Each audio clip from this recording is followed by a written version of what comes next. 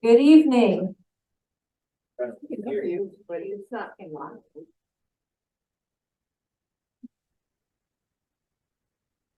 All right, as folks are starting to find seats, it's fine to stay standing too if you prefer to do that. I'm Christine Rolfus. I'm the newest county commissioner representing the Northwest. Thank you for that. So I started the job at the end of June and have been learning what's going on in the county and what all the different issues are. This is without doubt one of the bigger projects that's happening in the North Kitsap area. I'm delighted to see so many people here. We have structured this, and I worked with Public Works on how to maximize the information that could be shared both from the consulting team and Public Works and then from the people who live here. So the way that we have this structured tonight is information, the summary of the work that's been done since this project started, but really updating all of the environmental and details that the consulting team and the county staff have been working on over the last few months. So sharing that update, they're gonna really hone in on some of the challenges to the trail and some of the opportunities, and talk a little bit in detail about, where this place is wet, where this place is steep. So you're going to get that kind of detail in this presentation. And then they've set up maps in the back, and the hope is that you can follow along, and everybody, if you want to, there are pieces of paper there for you to take notes personally, but also use that as a way to submit comments or notes if you want to do something more formal. So you can follow along, take notes, and then at the end will be an opportunity to ask detailed questions about specific things like, I live here, what's the proposal here, or why are you doing this? That we can take those questions around that. The consultants and staff and I will also be back there to hear feedback, concerns, comments, excitements, etc. And we have this room until 8 o'clock. So if the presentation goes until 7:15 or so, 7:15, that will give us time to answer questions specifically. So with that, I will turn this over to David. Are you starting us off? Okay. Thank you, Commissioner.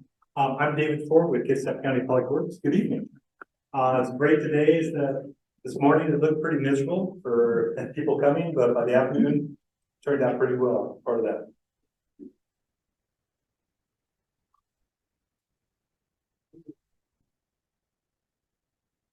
And we trying to figure out how to work this again. There we go. And so why are we here? This is our third open house of over the north and south of Livings Trail. Mike's not working as you work. This is, there we go.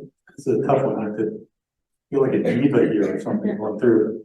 So this is our third open house for the north and south of Livings Trail study as part of that look at feasibility. And we're here because the community asked us, as we talked about, is identify the north-south Livings Trail and asked us to advance the concept and the project. And so that's what we're here for, to work with the community to advance that concept and see where it goes. The goals of the meeting are to review the current north-south Livings Trail planning process today, give a recap of if you missed the first two, or just remind that we did have two other ones, and present the tier 2 analysis. This will be some of the alternatives and where we want to go with this. The consultant team is here tonight. As we went through, we have Parametrics as our prime with Jennifer Dvorak over here. That's part of that. And Fisher Bauma Partners with Jeff Bauma, and Phil Struck with Struck Environmental, and also some other subcontractors that have been supporting this effort as we go through. Also supporting us in an advisory role is our citizens working group. These individuals are working as individuals with associations with the groups We've been taught that are listed up there, and they've been helping us. They are providing advice to the working group, or to the consultant staff, going through the data, helping us work through these elements. They're working as individuals as part of that, not as a representative of the organization that's next to them, but they are associated with those organizations.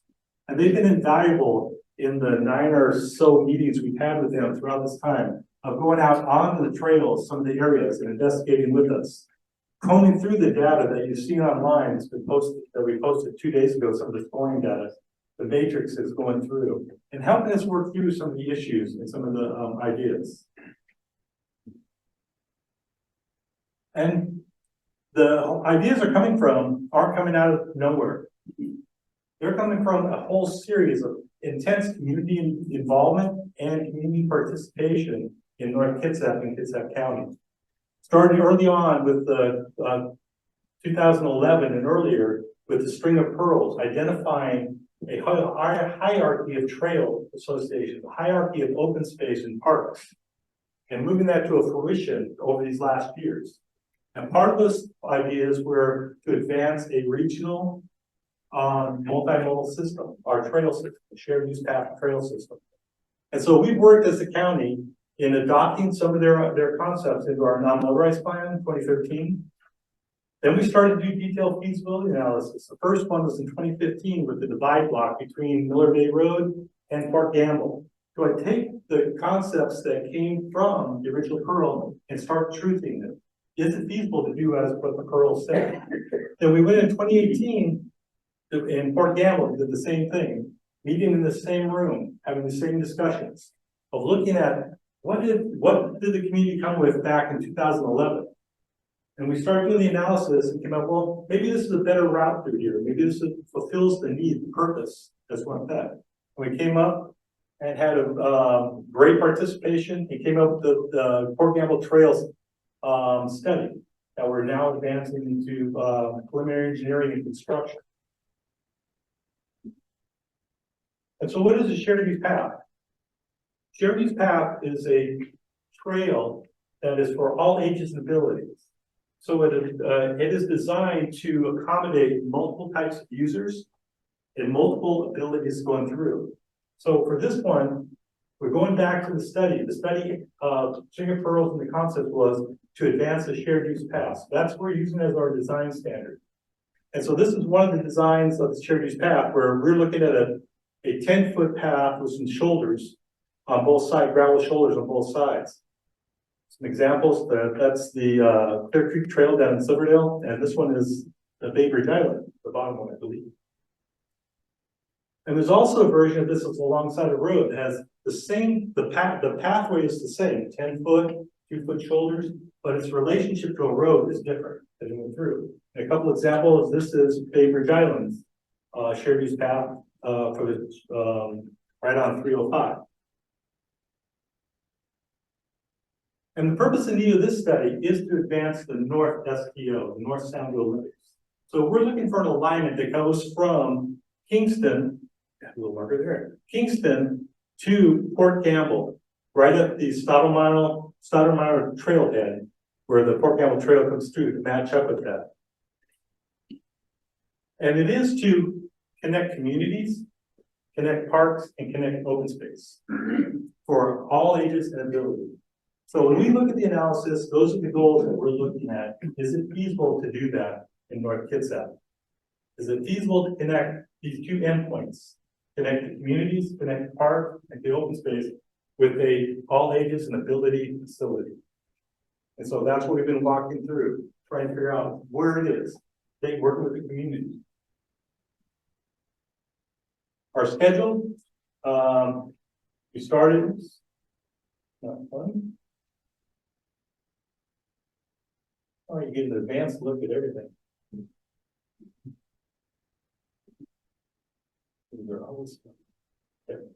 We started out in 2022 at our first public meeting. January, we had our second public meeting, and today we're at a third one.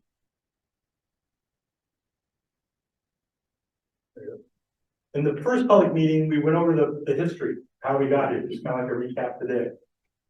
We also went through, looked at identified the area, the study area, and all of the big number of trails that we're going to be looking at, potential trail alignments. And that's what we see here is all the different trail alignments going through. And then we also introduced our environmental criteria that we're going to be using to evaluate these segments. In the tier 2 meeting, or public meeting number 2, we went from that large study area expanse using the criteria and started to whittle down the alternatives. And from that, we went from 120 segments to 60. That's part of that. Breaking it down, starting to kick some off from further consideration and finding out which ones we wanted to advance. And that's the ones you see here in the blue. Is the black were the ones that were dropped from further consideration at that time, and the blue ones we started to move forward.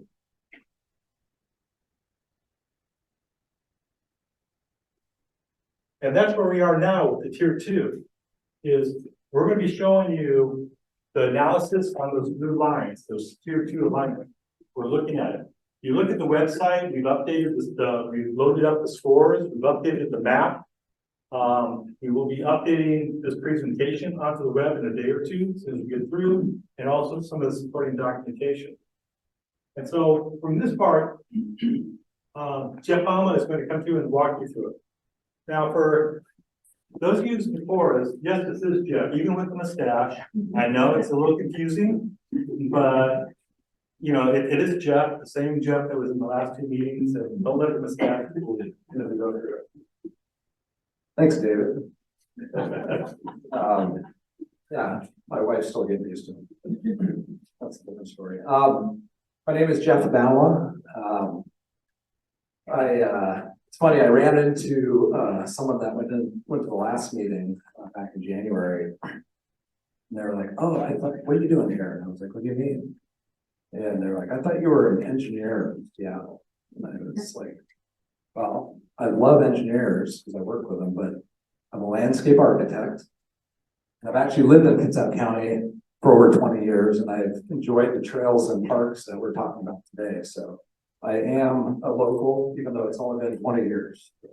I want to thank Commissioner Rolfus for her introduction and comments for David, a brief review of the project logistics and kind of where we're going. I'm going to be spending probably 20 or 25 minutes today. I'll turn it over for a little bit in the middle to Phil, our biologist, to talk about environmental topics. But I'm going to cover 2 main things. Basically, I should advance the slide here. A review of the planning process and then the results of that process.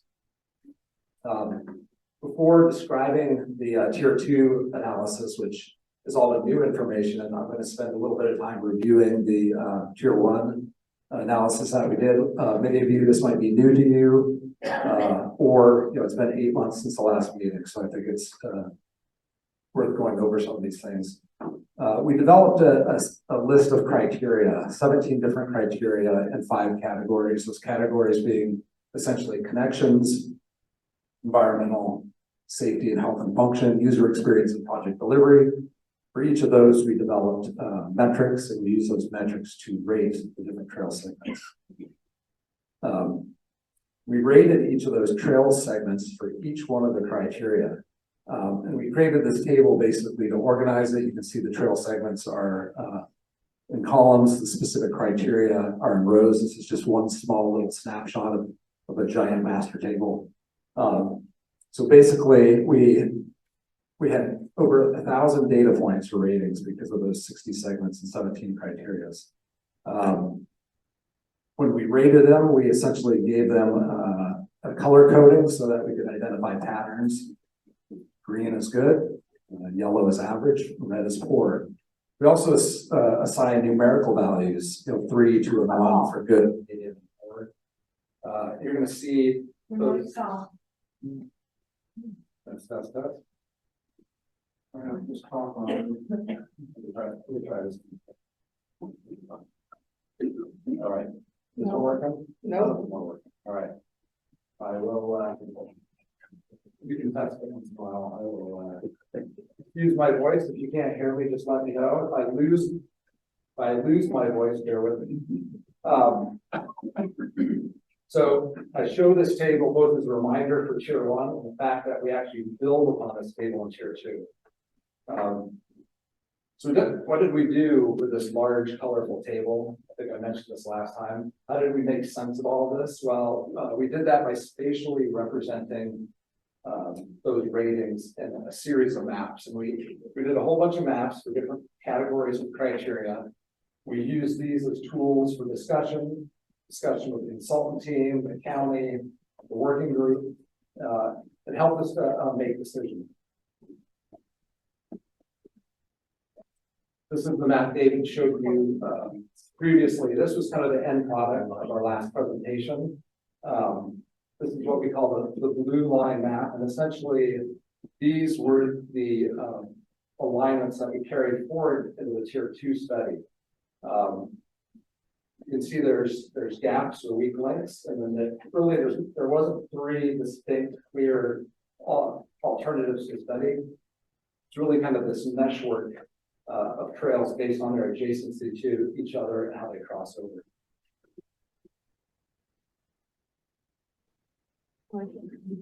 Better? My voice, thanks you. So that was a quick overview of tier one. We're now discussing. Not working. So Not working. further away? Yeah. Is that good? Yeah. The other one I had to hold like in my mouth.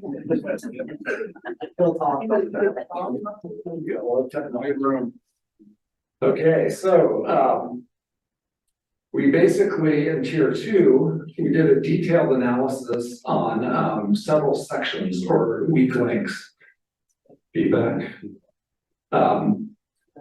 If you recall from tier one, we had these weak links or gaps. We spent some time looking at these specific sections, and I'm going to show you a bunch of those in a moment, the analysis we did on those. We also refined the segment ratings based on more detailed criteria, more quantitative criteria. This led us to looking at mini alignments. So you've heard the term segments. When you combine segments together, you get mini alignments. And I'll explain why those are called mini alignments in a moment. We combine these segments in different zones of the project to be able to look out at that mini alignment scale. And we rated these mini alignments based on the averages of the segments within them. So I'm going to be walking you through all this. This was just kind of a summary of what we'll be going through. So I'm going to show you a little bit of detailed analysis that we did on 8 or so specific segments of trail. The focus really in these segments was on environmental constraints, potential impacts, topography, and topography really affects lots of different things. It affects the user experience, accessibility for sure, and cost. We also looked at right of way or ownership issues. So this first one, if you're familiar, looking at the map on the left, that is the ascent up to the divide rock from the River Bay Road. So if you know what Orstep is, an A&L topsoil, I think it's A&L, they may have sold. But at the end of the Orstep Road, to get up onto the divide block, if you recall in the first presentation, we generally had a straight line running up that ridge. Well, we took the time in the field by GIS study, and we analyzed this to understand if there was actually a better solution than we had in our first meeting. You can see the map on the right is a product of that. So the challenge was aligning a trail to make it more accessible, which we did. We got from 10% slopes down to 7% slopes. And we avoided as many of the field area buffers as possible. And so this was the route that we actually rated in the tier 2 analysis, and we'll show you that in a moment. I'm not going to spend as much time on all 8 of these. I wanted to show you that first one as an example to show you what our due diligence on these weak links or on areas we really didn't understand very well in the initial rating process. This one here is the west side of the Red Kitsap Heritage Park. We looked at two different options to get down off of the spine trail, the ridge of the park, down to North Bay Road or the parking lot on North Bay Road. Once again, field work, GIS analysis, and aligning a trail so that it was both accessible, not too steep, and avoided critical areas. What feedback that's bugging you guys? I'm kind of hearing it. Further away, is that better? Okay. Another route we looked at was C21. This is actually a segment of trail that goes from the Beaver Pond on the east side of North Kitsap Heritage Park up to the top of the bridge. For those of you who have hiked it and run it like I have, you know it's pretty steep.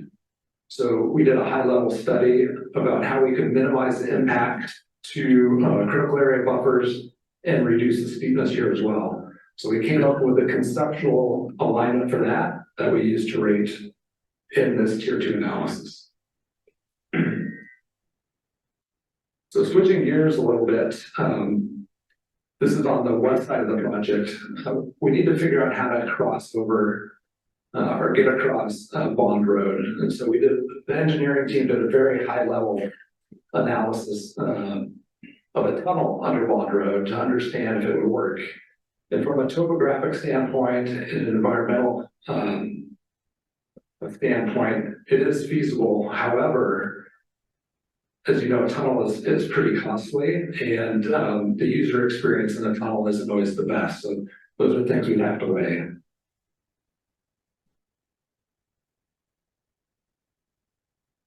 This is the section of Miller Bay Road that we looked at. You know where the fish hatchery is, Miller Bay Road, basically between Gunderson and Indianola roads. There's a lot going on there. There's streams, a couple streams that go underneath the road. There's wetlands, wetland buffers. And so we really had to understand this section of trail, what side of the road it might go on. Was the road wide enough to actually be able to accommodate a trail? And where would there need to be boardwalks associated with this section? And I know I'm running through these really quick, and for those of you who have lived here a long time and are familiar, it's fine, no problems. If you don't, if you're having trouble following along, just bear with us. In this section, we jump up to the estuary. As you're coming out of Kingston and you turn off of West Kingston Road on the South Kingston Road, there's a vehicle bridge there. We assessed that and determined that for a shared use path, there's not enough width in that road to accommodate that. So we determined that there would need to be a new pedestrian bridge in this location if the alignment actually uses this route. And then this one is less of a, I guess, a technical issue, but it's a question that's been lingering over the project, the entire study, and that is regarding, it's more of a policy issue, and that's regarding RCO grants that were used to obtain the, or to acquire the land that's now North Kitsap Heritage Park. We wanted to brief you and let you know that the county is still talking with RCO about the concept of the STO going through this park potentially. Initially, RCO had indicated that the STO wasn't compatible in those parcels that the grants were used to purchase. However, in meeting with RCO, they have given the county two paths forward that could allow RCO to accept the trail going through the park. But those are discussions that are ongoing, and the county will continue to use the results of this study to have those discussions with RCO.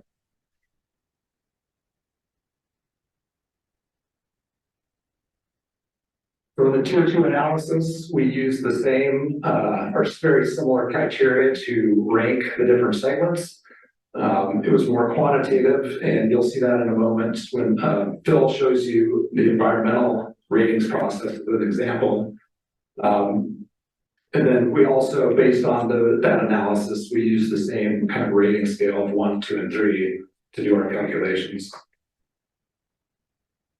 This is a snapshot of that same table. This is the tier 1 table, but we've modified it to add a column for tier 2. We developed more detailed criteria, more quantitative metrics like I've mentioned.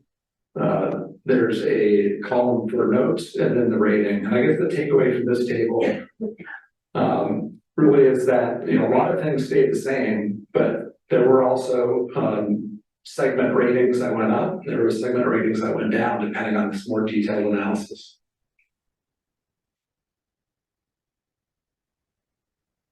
So this is a snapshot of the entire table. It's not meant to be legible here. It's just to show you how all of this data is available. It's on the county website for your bedtime reading.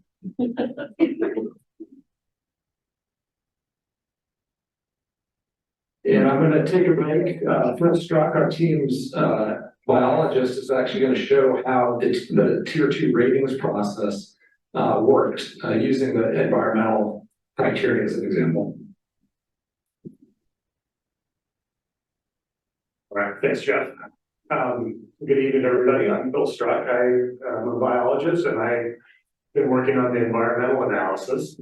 And I'm not going to talk about the analytical results. I think Jeff will talk about those in some more detail, but I'll talk a little bit about the approach, because you're going to see like a number that represents an environmental rating, and you may wonder, well, how did that get developed and what goes into that? And so I'm going to take a minute to describe the approach that we use to do that. So a fairly conventional and intuitive approach. Identify the areas. We did that using mapping and also some supplemental field work. And then quantify the impact based on the trail type and the location. Trail type being, you know, for example, a boardwalk versus a at-grade trail. They're different widths and therefore have different impacts. And then in addition to that quantified impact, qualify that with the quality of the resource, like the wetland category, in this case, wetland category 1, which might be like a mature forested wetland versus a category 4, which might be a wet area in a pasture, or a stream type that is, say, at the low scale, an intermittent stream, or at the high scale, like Rover's Creek, which has a lot of different salmon species. So then also buffer condition, which are forests, and then the landscape context, like where is this occurring? Is it on the side of a road, or is it in a undisturbed forested area? So in summary, we looked at the type of impact. Is it a wetland? Is it a wetland buffer, a stream buffer? Is it a habitat area? The quantity of that impact, the function and value of that resource that's affected, and the function and value meaning what is it like a habitat function that's being affected primarily, and is it a really high value habitat? There's different gradations of those functions and values. The landscape context was important as well. Like these pictures illustrate, you know, as you sorry, get back to that. That you all know that, you know, there's a lot of different landscape context on this planning area. We've got, you know, old forest road trails, we've got clear cut areas that are reestablishing, and then we've got potential trails on the side of the road. Each one of those has a different kind of impact and mitigation need. And finally, after all those numbers were crunched, we looked at, well, what would it take to mitigate those impacts? Given the regulatory ratios for replacing areas, wetland areas and buffer areas, how much acreage would be needed and how much would it cost? So what we did was developed, the criteria, right, and then crunch the data, used to develop the actual impact areas and then apply the ratings. And our goal really was to be as consistent and objective and accurate as we could across all the different alternatives so that we really had a fair and equitable way to compare the different options. Yeah, back to you.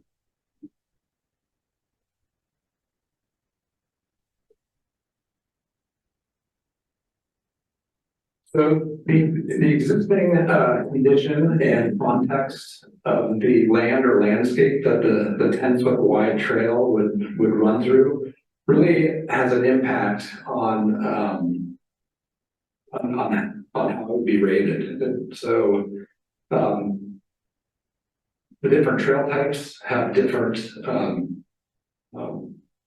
disturbance and construction needs, and so one of the first things we had to do is we had to identify trail segments and the type of trail. And I'll run you through this relatively quick.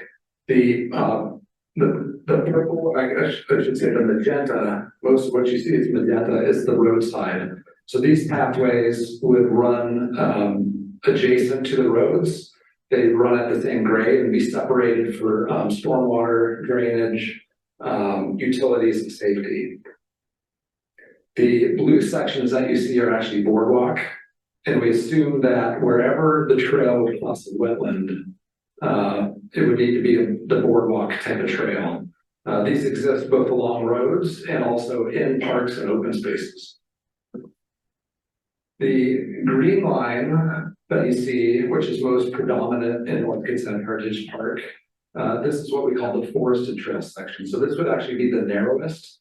It would be relatively a little bit more expensive because that would need to be contained. The reason for that is to protect critical areas and forest. So you can see the two options there. In some cases, it would be able to use an existing forest road, for example, so that would have to reduce costs. And then if you look in the divide block, and for those of you who aren't familiar, the divide block is this big chunk of land here that's currently owned by Rainier, but has the option, or they've been willing to let the trail go through there. You can see there's lots of different types of trails in there, and that's because a good portion of that has been cleared. Some of it is still forested, so you can see the green forested sections in there. The orange and the purple are trails within cleared sections. The difference being that some are in buffer, some are not in coastal area buffer. The importance of that, for example, like those that aren't in buffer, the purple, can have the widest area of disturbance because you're not worried about the side slopes, having to grade side slopes associated with existing trees or with existing wetlands or wetland buffers. So all of that impacted our calculations and our ratings.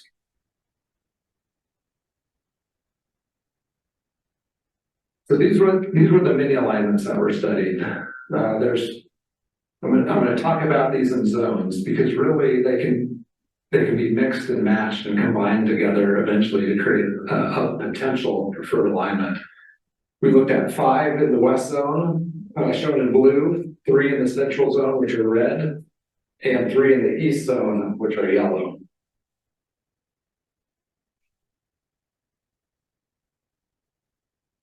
So you're going to see a bunch of spreadsheets here, and I have to apologize unless you love spreadsheets, you're an accountant, but I think this is a pretty useful summary, and I'll kind of walk you through it in a series of slides because there's a lot of interesting information in it.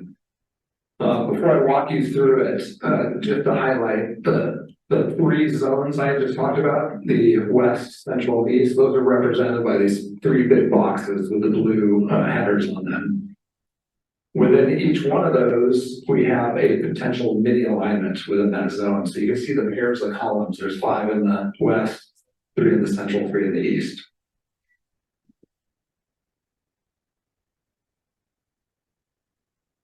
Give me just a moment here.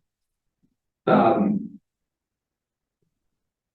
we're going to look at the same table here, and I want to point out a few things. So the ratings for each segment, so segment being the smallest trail unit from tier one, the ratings for each of those in a mini alignment were averaged for each individual criteria.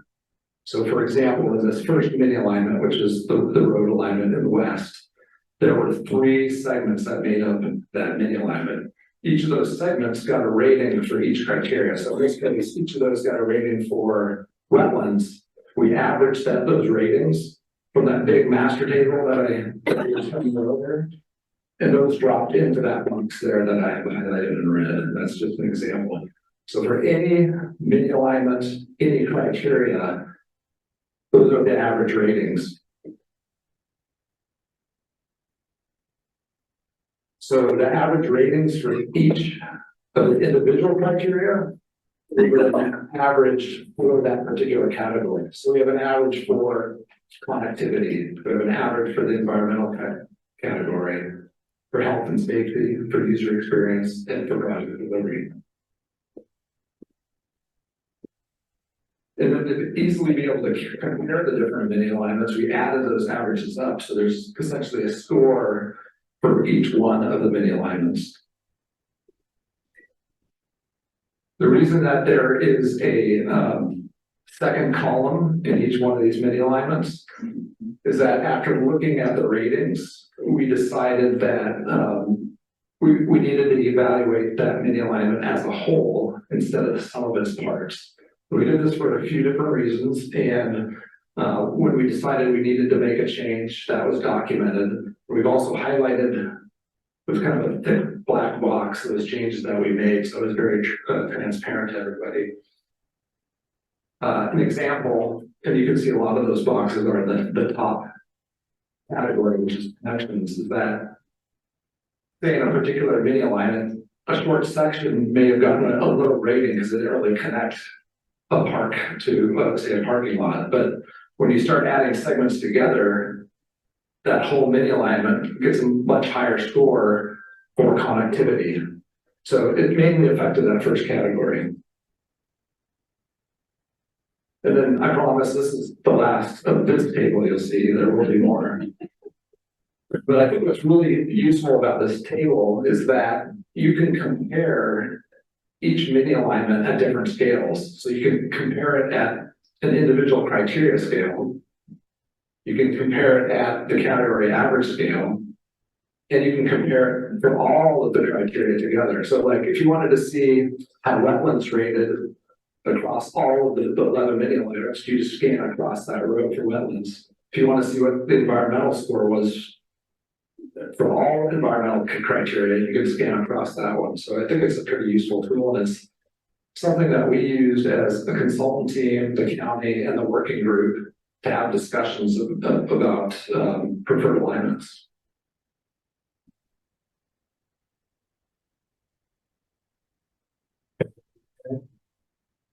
Just go by red, yellow, green. So green is, hey, we're good, and yellows, you know, we got a couple things there, and then red. Good question, because in the last meeting you saw trail segments rated as red, yellow, or green.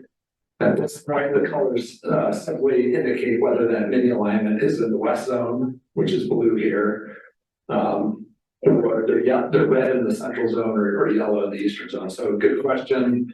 Those don't relate to the average ratings. We'll take other questions after the presentation in the back if they aren't answered for you during the presentation. There were 5 mini alignments in the western zone, and really if you look at it, there's really only 2 options. There's the road option, which is Stottlemyre and Gunderson, looping down here, and then there's an option through the divide block. The reason that there's 5 really is because you can see here, the options split in the center of the divide block. And then there's a crossing point here where you could either go underneath Bond and a tunnel. Okay, I'm gonna speed up because of time. Or you could go across a at-grade crossing here. So that's what created the 5 mini alignments. So one of the things we can I'm not gonna go through the same level of detail I had planned in each one of these.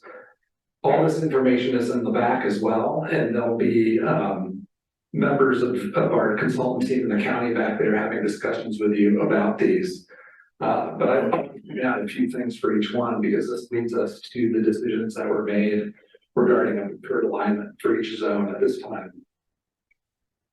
See here that, the environmental, category got pretty low rating, but looking at the colors in the table, the colors in the table do represent high, medium, and low, so just that isn't represented on the actual map color.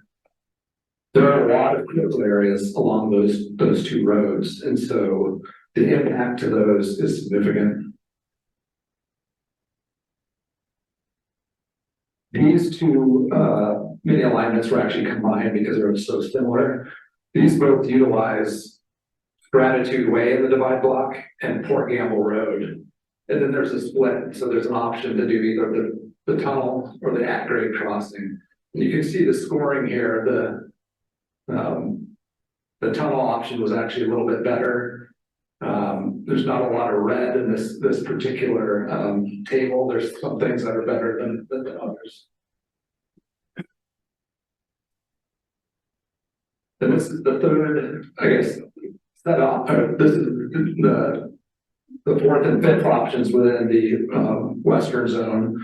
The only difference here is that instead of using Gratitude and Port Gamble Way, it cuts through the.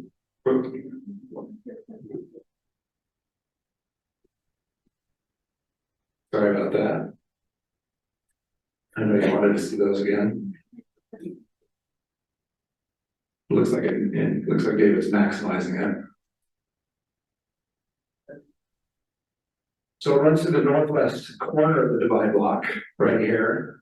This was actually a route that was identified during the 2015 feasibility study for the divide block. And then once again, crossing Bond Road and two different options. That leads us to the preferred alignment for this zone, which actually uses Forsyth Road, cuts up through, this is GPC's Grover's Creek Reserve, through the divide block, the northwest corner, uses Stephen Oogler Road, crosses underneath by tunnel to Port Gamble Forest Heritage Park.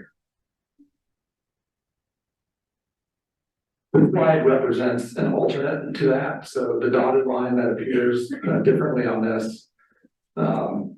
If the tunnel option was determined not to be feasible in future early engineering studies, there is always the option to use the at-grade crossing. That has its own issues, not with cost, but with safety, as you can imagine. So the three possible mini alignments we studied for the central zone are the road route, which is West Kingston Road and Miller Bay Road, the northern route through the park, and the spine line route through the park. And I'll talk about these two little options in just a moment.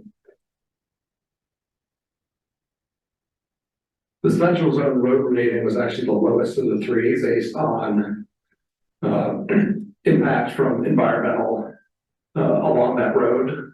You got to remember that the road itself, there's not room on the road prism just add this trail. It would need to be a separated trail. So the entire road prism would have to be expanded. And that road prism is very narrow. It was built decades ago. And so by expanding to create a trail there, you're going to expand into those critical areas. It's also going to add a significant amount of cost, which is why this had lower ratings. Maybe it's happening.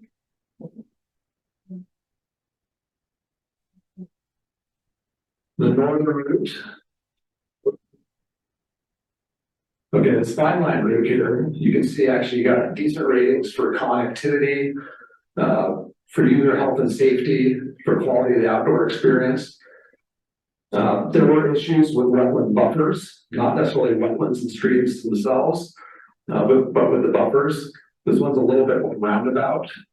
There's some issues with topography, getting up the east side here to the top of the ridge. This is relatively flat once you get up here, but getting up there and down there is an issue.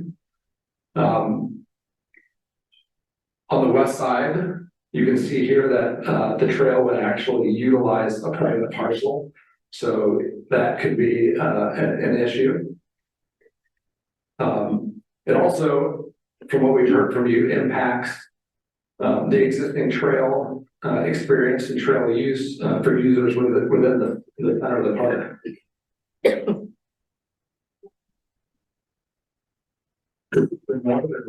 Which runs from the Beaver Pond to the parking lot at Miller Bay Road.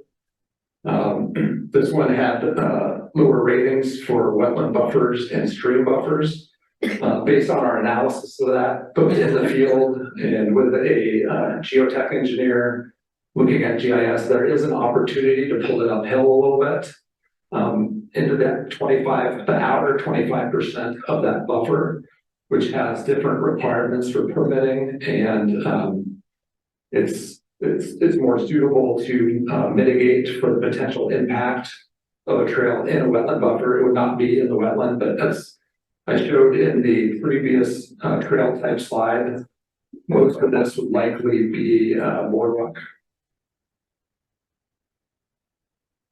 So based on the analysis, the north zone was selected as the preferred alignment for this zone. It's relatively direct, and as you can see, it's a straight line, so it's shorter, it'd be less expensive. It's less steep, it's more accessible. It doesn't impact use on the southern part of the site, and so that's why that was selected. As an option, an alternate, the Fine Line Trail was selected. One of the reasons is because the road option was rated quite a bit lower for all the reasons I previously discussed. So this is the last zone. This won't take long. There's three possible mini alignments: the road option, which utilizes West Kingston Road, the Norman Road alternate. So this is Norman Road. This is the alternate connecting to the east side of North Kitsap Heritage Park, and the South Kingston Road Arborwood alternate. This one received the lowest score based on the criteria. It did have it got good scores related to environmental and to cost, because most of the infrastructure on these segments is already in place and would be used as is. But also keep in mind that this one connects to nowhere if the West Kingston Road alternative isn't selected as part of the central zone. So that may be a moot point. The Arborwood scored slightly better than that. It got lower scores for connection because it's longer and a little bit more out of the way. An expensive bridge would be required to cross the estuary in this location. However, the developer is on the hook to build a good portion of this trail through the subdivision of Arborwood, so there'd be some offset in the cost for that particular alignment. And then finally, the Norman Road alternative. It connects directly to the east side of the park, runs through some pretty beautiful open space here. This is a private parcel, although there is the possibility that that could be acquired. And so as such, the Norman Road alternative was selected as the preferred alignment, and the Arborwood was selected as a alternate. So looking at all those, if you combine all the preferred alignments from the three zones that I just described, you have a connection from Kingston to Port Gamble Forest Heritage Park and back, running through North Kitsap Heritage Park, through Grover's Creek Preserve, through the Divide Block, and under Bond Road to Port Gamble Forest Heritage Park. So there are boards in the back that will have this on them. It'd be great to discuss those with you, but before we wrap up, David has some closing comments about next steps. I'll hand it off to him, so thank you.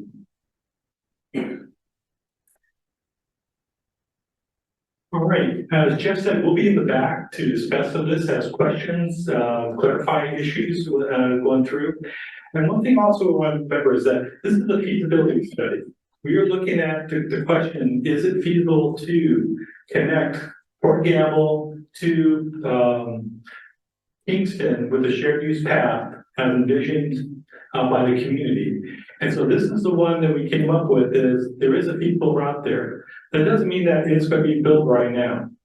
What it is that we will be taking comments tonight, analyzing those comments, and then coming up with a summary report in December that we'll be putting on our website, and also finalizing that report after comments in the January timeframe as you go forward. On our website, you will have the presentation, the copy of this.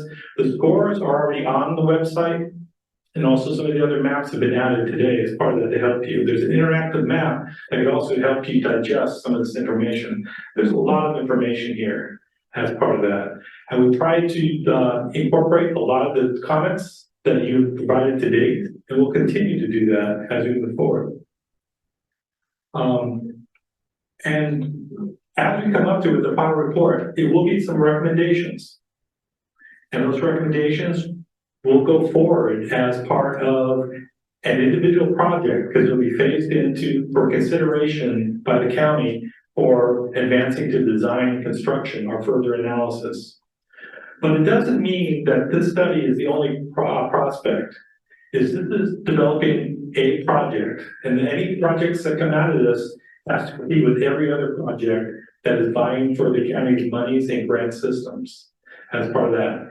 And so, but it is trying to define what is that project, what is the feasible way to do that community vision as part of that.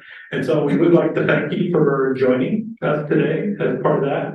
You can send us comments, you have the written comments here up there. We'll be at the back to talk with you. And also online, you have access to provide electronic communications to us as part of that.